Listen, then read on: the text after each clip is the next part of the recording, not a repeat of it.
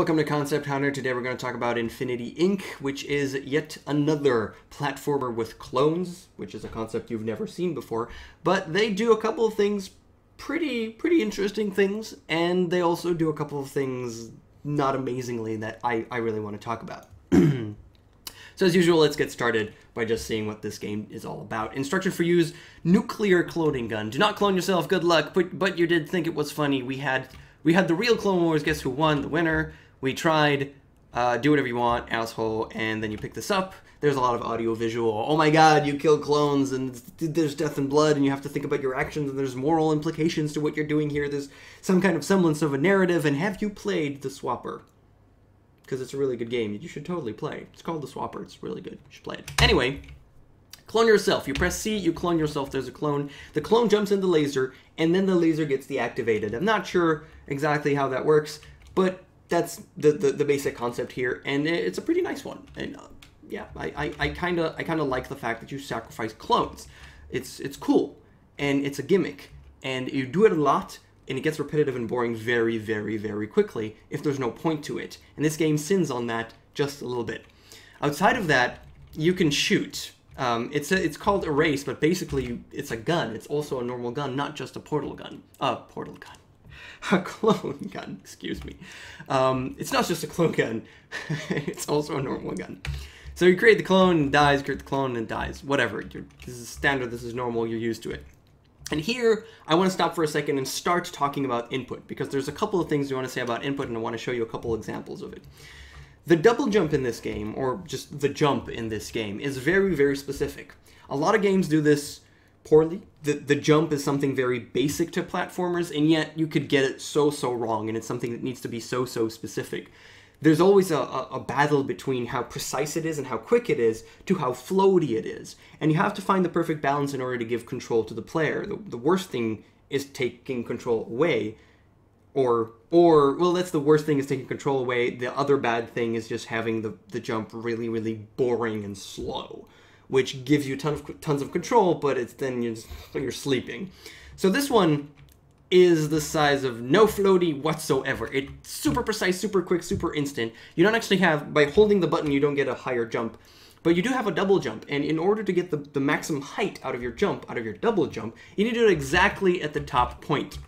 And this is really not easy, because the jump is so specific, and the height that you get it so quickly, and then it ends so quickly. The maxima point, which is exactly the point where your y velocity zeroes in, is you get there super fast and you leave it super fast. In order to actually get the jump, I find myself actually angry at the keyboard. And the way that I found out that I'm angry at the keyboard is by listening to the keyboard. And I'll shut up for you so you can see it. You could hear that. I heard that. I noticed myself playing like that. I'm just angry at the keyboard that I need to do exactly the precise jump. It takes focus out of me.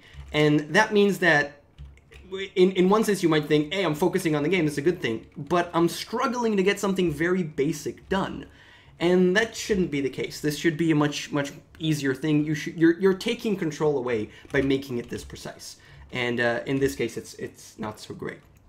So here you need to create clones and just, again, just create clones, send them to their death, and move forward. It's kind of getting redundant at this point, but I want to notice and note something else. I can't create a clone exactly on the laser here. So I have to create the clone and then move to the right. Okay, so I'm going to hold the right mouse button and create a clone.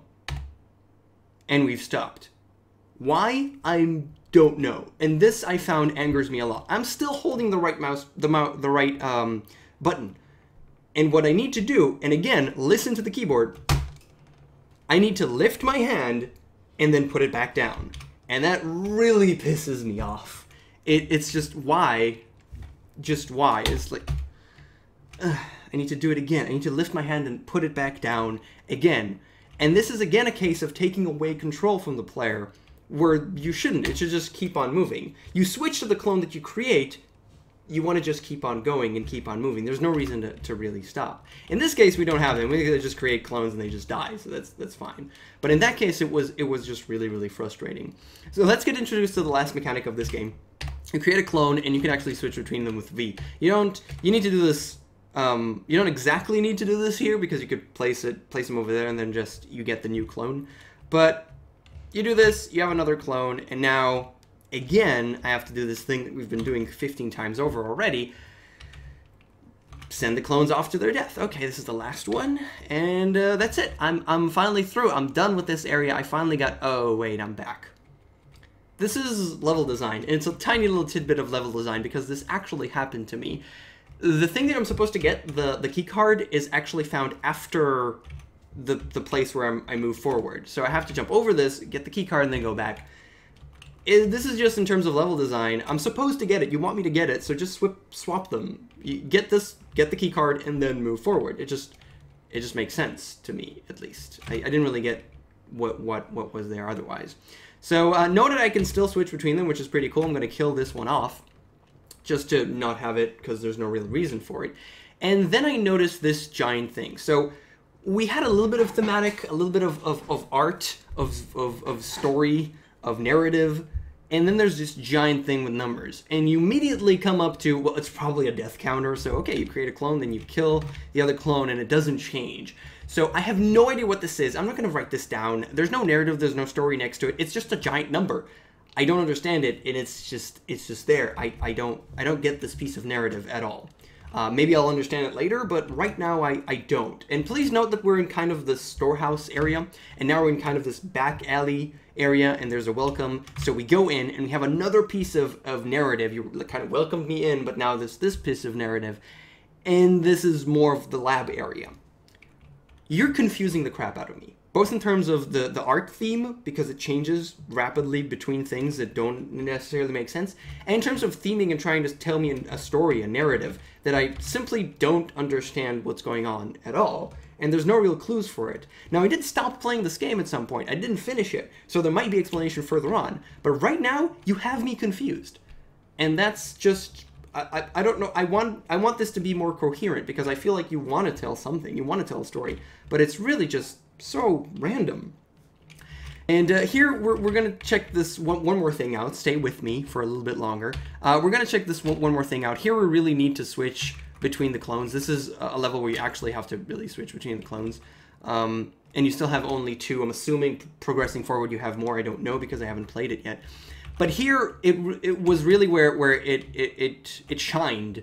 How the controls are I screwed myself over a couple of times here. I need to really jump, make it through, and I have to be really precise with the controls, because a bad jump could just send me flying, because it's so instant. You could just fall and die so quickly.